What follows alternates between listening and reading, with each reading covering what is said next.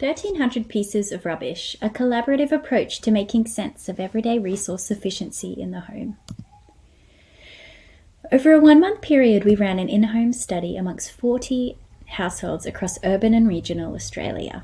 We used a research through design approach, adopted the design-led method of design research artefacts, which were all created from items of everyday household rubbish.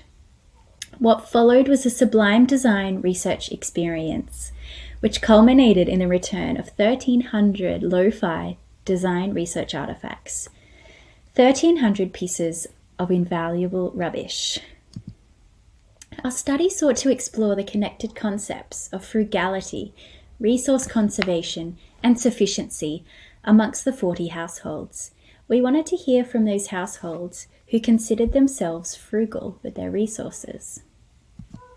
The context underpinning our research is the urgency to reduce our environmental impact with the reduction of waste and overconsumption.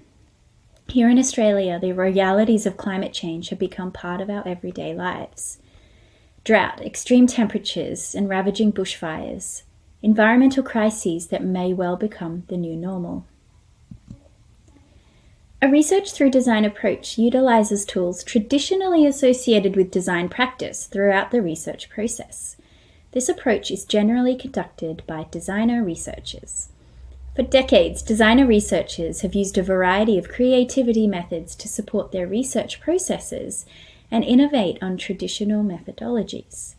Designer researchers usually create their own designerly objects, which are uniquely tailored to each study. There exists a number of methods within this research through design space, each with different terminology. Popular probes are often used to gain insight into situated experiences. Iterations of the probes include Gaver's seminal concept of cultural probes. Then there are design probes, empathy probes, urban probes, medium probes, and technology probes. In the participatory design community, these designerly objects are often referred to as design things or things to think with. The interpretation of these designerly objects is similarly diverse. We have referred to our objects as design research artifacts throughout our research, which can be described as having the ability to constitute, contain, and construct knowledge. Due to the creative individuality inherent in the research through design approach, there's little formal structure on how to reflect, extract, construct, and communicate insights derived from these rich and individually designed unique artifacts. However, the meaningful design knowledge that is generated from this kind of approach can be described as intermediate level knowledge which can then lead to the formation of new designs. The purpose of this pictorial is to contribute intermediate level design knowledge by providing a visual account of our experience in designing, deploying, receiving, sorting, and evaluating our artifacts, discussing the difficulties and overwhelming challenges that we came up against, and sharing our learnings in analysing a large amount of design research data. The overarching aim for our artefact development was that it costs absolutely nothing. The materials we use comprise of discarded items of everyday household waste.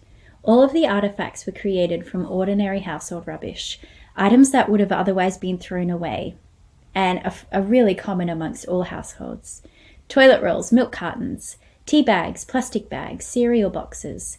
The images seen here are examples of the items of rubbish that we then transformed into our collection of artifacts. We dedicated 6 weeks to the collection and creation of the artifacts while we sourced all the rubbish. The collection of artifacts sent to each participant included 4 individual pieces constructed out of different materials.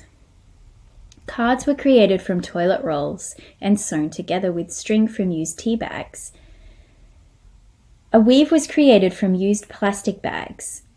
Tags were created from milk cartons and held together by plastic from bread bags, and a keyring was created from cardboard of cereal boxes, soap boxes, and a ring top from cans of legumes. It was then all packed into tin cans for easy transportation. Each individual component had a thoughtful question for participants to respond to by hand. So inside the can, there were the collection of 4 different artifacts, and each artifact had a whole bunch of questions for the participants to reflect on and answer over the month. After a month of living with the artifacts and reflecting on aspects of their frugal lives, participants returned the artifacts to us, mostly by post, and some of them, if they were close enough, we went and picked them up. Overall, we had 40 cans filled with these individually written artifacts. Added up, it came to 1,300 artifacts to sort through and evaluate.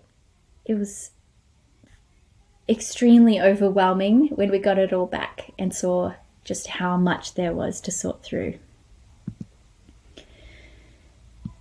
Upon the return of the artifacts, we began sorting, grouping, and organizing them into their respective themes. They were divided first by type of artifact and then by the themes and questions asked of them. Participant responses were largely in-depth, honest, and contained a wealth of knowledge. Here's a small sample of what we were reading. To deal with the overwhelm, we decided to conduct a participatory approach to the artifact evaluation and conducted an artifact analysis workshop, which was attended by colleagues from the QUT Design Lab. We chose to evaluate and analyze the artifacts by facilitating discussions and reflective exercises. Within the workshop, each one of the artifacts from the study was carefully laid out on tables and pinned to the walls of an empty classroom, each divided by type of artifact and the questions asked for them. This image is of the diagram of the classroom we were using and just shows how spread out everything was. At the beginning of the workshop, we asked the participants to individually walk around the room and read and explore and familiarize themselves with the artifacts. Make notes to anything that came to mind. Large pieces of blank paper were placed beside them, and the attendees began noting some of their thoughts and insights. They were moving from one grouping of artifacts to the next, contrasting each individual piece to the collection of artifacts.